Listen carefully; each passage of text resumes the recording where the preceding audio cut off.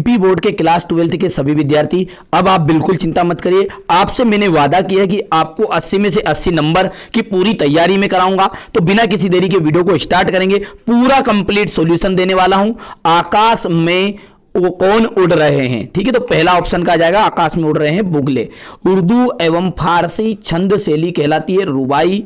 यशोधर बाबू के विवाह की वर्षगांठ थी 25वीं, ठीक है। संस्कृत साहित्य के कवि कालिदास ने शिरीष के फूल को माना है तो कोमल माना हुआ है। यही प्रश्न आपके हुबहू आएंगे। चलिए 051 कोड है आपका विषय कोड, आगे बढ़ते हैं। करुण रस थोड़ा सा बड़ा कर लेते ताकि साफ नजर आएगा। करुण रस का स्थायी भाव है तो शोक हो गया है। श्याम नगर के राज दरबार का जो दर्शनी जीव कौन था? लुट्ठन सिंह था, ठीक है। रिक्त स्थान की पूर्ति करना है। यहां पर देख लीजिए, ये मास्टर जी जो थे वो मराठी पढ़ाते थे।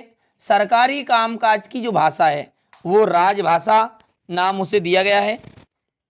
पोछा एक जो है वो क्या है? पोछा एक तकनीकी शब्द है, ठीक है।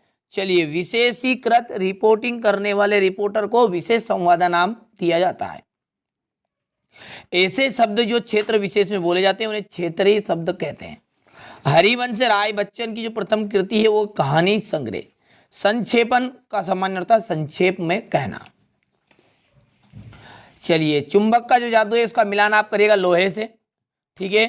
राष्ट्रभाषा का मिलान करिएगा संपर्क की भाषा।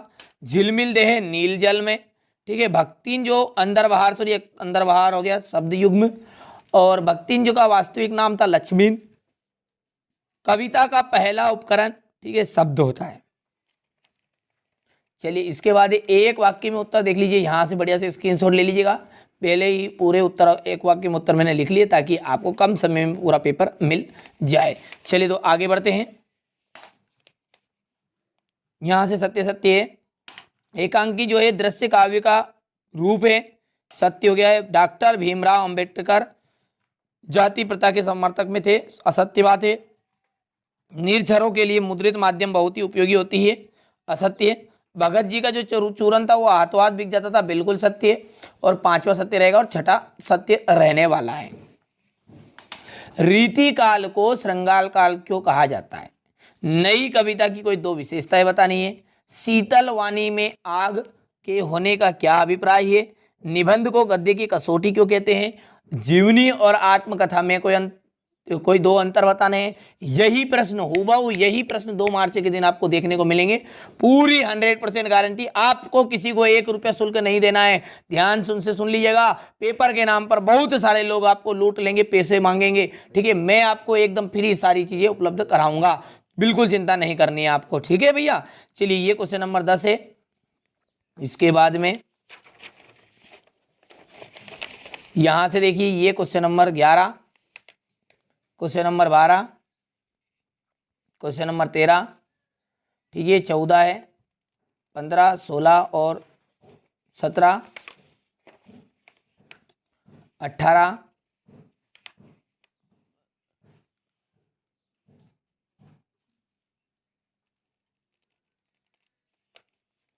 ठीक है। 19 हो गया है। 19 के बाद में आपका